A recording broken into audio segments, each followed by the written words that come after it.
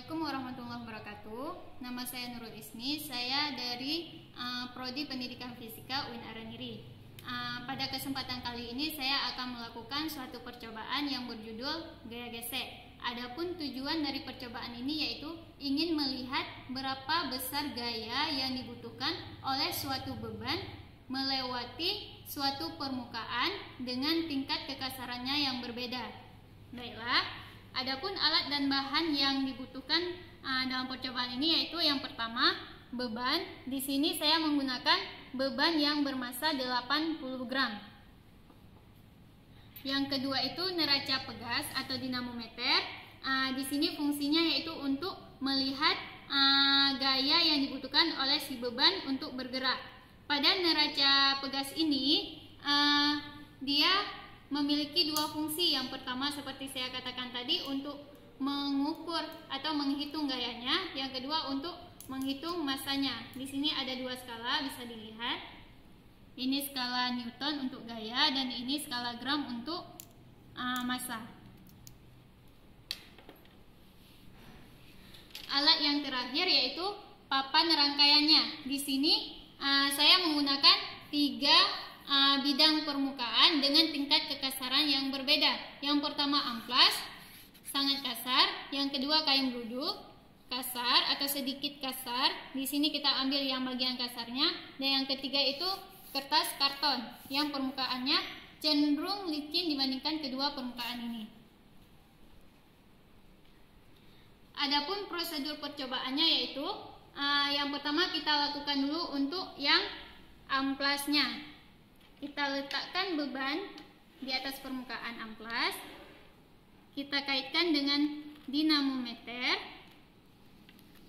Setelah itu kita tentukan gayanya sampai si benda ini bergerak.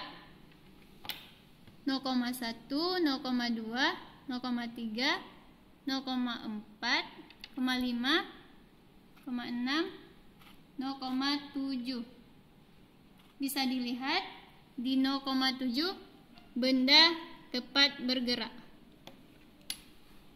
Selanjutnya kita pindah ke permukaan yang kedua.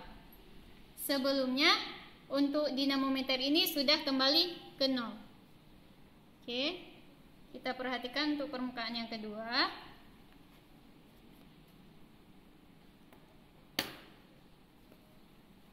Kita tentukan gayanya.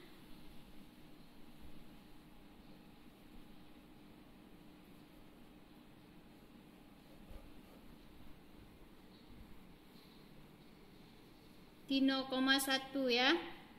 0,1 benda bergerak. Selanjutnya permukaan yang terakhir itu kertas karton.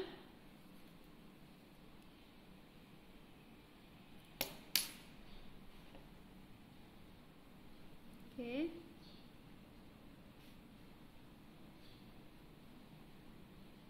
Ini gayanya tidak sampai di 0,1. Bisa dilihat gayanya tidak sampai di 0,1. Bisa dikatakan 0,01.